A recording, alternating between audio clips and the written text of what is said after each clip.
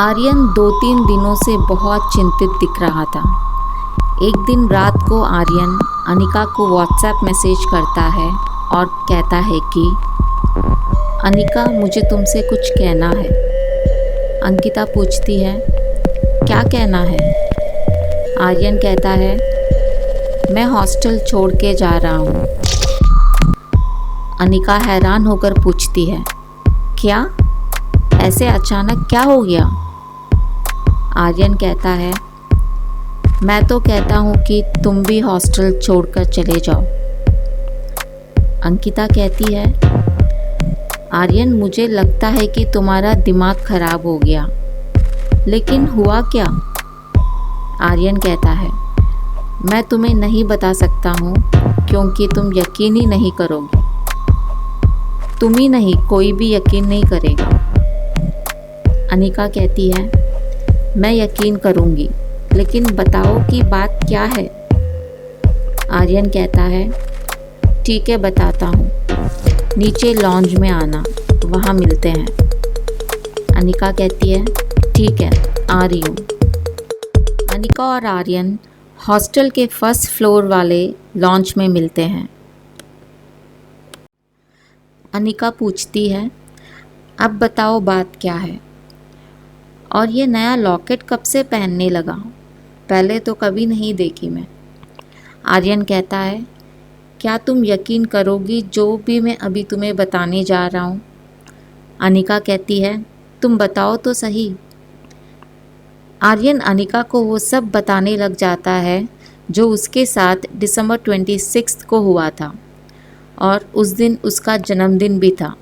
आर्यन बताने लग जाता है, अनिका, क्या तुम्हें याद है, क्रिसमस हॉलीडेज़ के बाद अपना हॉस्टल दिसंबर 27 को खुला था, लेकिन मैंने तुमसे ये नहीं बताया कि मैं एक दिन पहले ही हॉस्टल आ गया था। अनिका पूछती है कि एक दिन पहले ही तुम हॉस्टल क्या करने आए और मुझे बताया क्यों नहीं? आर्यन कहता है, हाँ, मैंने तुम्हें नहीं बताया क्योंकि तुम्हें पसंद नहीं कि मैं मेरे दोस्तों के साथ पार्टी करूं। मेरे दोस्त मेरा बर्थडे सेलिब्रेट करने के लिए दिसंबर 26 को हॉस्टल के पास वाले जायका ढाबा बुलाए थे और मैं मना नहीं कर पाया। अनिका कहती है, ठीक है, आगे बताओ क्या हुआ। बताता हूँ। हमारी पार्टी का प्लानिंग हॉस्टल के पास वाले जायका ढाबा में था। उस दिन मैं वक्त पर ढाबा पहुँच गया था, लेकिन मेरे दोस्त नहीं आए। मैंने उन सबको कॉल लगाया, लेकिन किसी की भी कॉल नहीं लगी। मुझे लगा मेरे दोस्त मुझ पर प्रैंक कर रहे हैं। मुझे लगा वो लोग हॉस्टल में होंगे। मैं हॉस्टल में गया। क्रिसमस छुट्टियों के कारण सारा हॉस्टल में अंधेरा था। मैं रजिस्टर चेक किया क्योंकि अगर वो लोग आए होंगे तो रजिस्टर में एंट्री किए होंगे, लेकिन रजिस्टर में कोई एंट्रीज नहीं थे। मुझे बहुत गुस्सा आया क्योंकि मुझे बुलाकर खुद नहीं आए और ना ही मेरे बर्थडे पे विश किए। मैं एंट्री करके लिफ्ट में 3rd फ्लोर पे गया। सारा फ्लोर अंधेरा था। अंधेरे के कारण उस दिन मुझे पहली बार अजीब सा डर लग रहा था। मैं मेरे कमरे का ताला खोला और अंदर गया। जैसे मैं अंदर गया, मेरे व्हाट्सएप में फ्रेंड्स के मैसेजेस आ रहे थे। उनके मैसेजेस देखकर मैं बहुत खुश हुआ।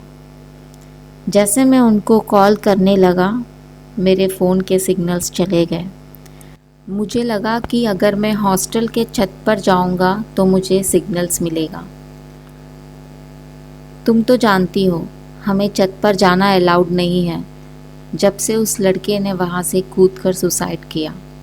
लेकिन फिर भी मैं गया।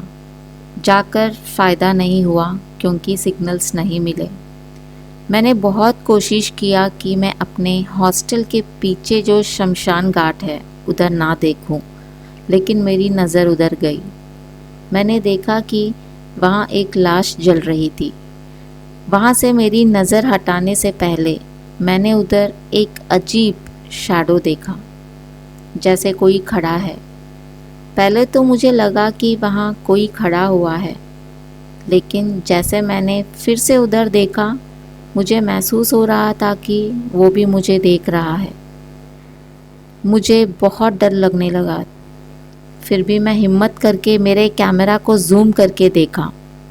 मैंने एक लंबा सा आदमी को देखा जो कम से कम 9 से 10 फुट का होगा। जैसे मैं कंफर्म करने के लिए थोड़ा और कैमरे को जूम किया, फिर मैंने देखा वहाँ खड़ा कोई एक ही लंबा सा आदमी था, लेकिन ज़मीन पर उसके 10 शैडो थे। मुझे एक पल के लिए लगा कि मैं भागूंगा तो वो मुझे पकड़ लेगा। डर तो बहुत लग रहा था, लेकिन मैं बिना भागे धीरे धीरे से वहाँ से निकलकर लिफ्ट की तरफ चल पड़ा। मैंने लिफ्ट में तीसरा फ्लोर दबाया, लेकिन जब लिफ्ट रुकी तो वो 7वें फ्लोर की थी। मैं फिर से तीसरे फ्लोर का लिफ्ट दबाया और जब लिफ्ट रुकी तो वह 4थे फ्लोर की थी। मैं इतना कभी ज़िंदगी में नहीं डरा। मैंने सीढ़ियों से जाने का फ़ैसला किया और जब मैं सीढ़ियों से उतर रहा था तो मुझे किसी के फुटस्टेप सुनाई दिए। डर के मारे मैं बहुत तेज़ी से सीढ़ियाँ उतरने लगा और मैं तीसरे फ्लोर पर पहुंच गया। वहाँ मुझे किसी ने मेरे नाम से पुकारा। मैं डर के मारे चिल्लाया। वो आदमी मेरे पास आकर पूछा कि क्या हुआ। मैंने देखा कि वो अपना हॉस्टल का वार्डन था। वार्डन को मैं दिखाना नहीं चाहता था कि मैं डरा हुआ हूँ। मैं चुपचाप मेरे कमरे में चला गया और बेड पर कंबल ओढ़कर लेट गया। तभी मुझे कोई 4-5 आदमियों के फुटस्टेप्स मेरे कमरे की तरफ बढ़ते हुए सुनाई दिए। मुझे हिलने के लिए भी डर लग रहा था। मैं पछता रहा था कि मैं क्यों आज के दिन आया। रोने भी लगा। उन लोगों ने दरवाज़ा मारा, लेकिन मैं दरवाज़ा नहीं खोला। तभी मुझे मेरे एक दोस्त की आवाज़ आई जो मेरे नाम से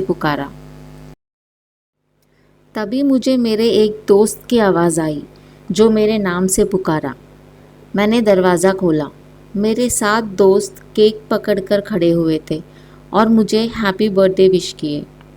मैंने दोस्तों से कहा कि तुम लोग इतना लेट कैसे हुए।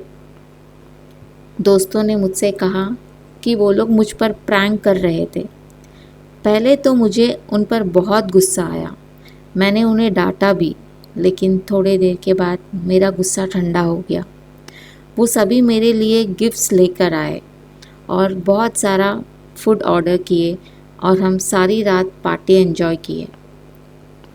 अंकिता कहती है, ओफ़ो, तो तुम डर गए थे इसलिए हॉस्टल छोड़ना चाहते हो, लेकिन तुम्हारे फ्रेंड्स तो प्रैंक कर रहे थे और अब तो डर किस बात की। नहीं अनिका, पूरी बात तो सुनो। अगले दिन जब मैं सुबह सुबह उठा तो वहाँ कोई नहीं थे।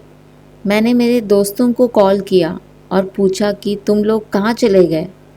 उन सब का कहना है कि वो लोग ना मुझे बर्थडे पार्टी सेलिब्रेट करने बुलाए, न उस दिन रात को कोई प्रैंक किए। और जब मुझे यकीन नहीं हुआ तो मैं अपना हॉस्टल वार्डन के पास गया और पूछा कि कल रात को मेरे दोस्त हॉस्टल आए थे ना। तो वार्डन ने कहा कि मैं तो कल रात हॉस्टल में ही नहीं था।